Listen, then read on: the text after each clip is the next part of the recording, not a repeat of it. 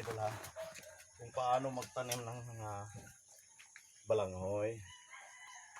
Yung mga taga bundok kailangan malaman nila kung paano magtanim ng balanghoy. Yung taga bundok, ito lang ha. So ka-idol, maghanap na naman tayo ng laman mga ka-idol. Oh, mayroon na namang laman mga ka-idol.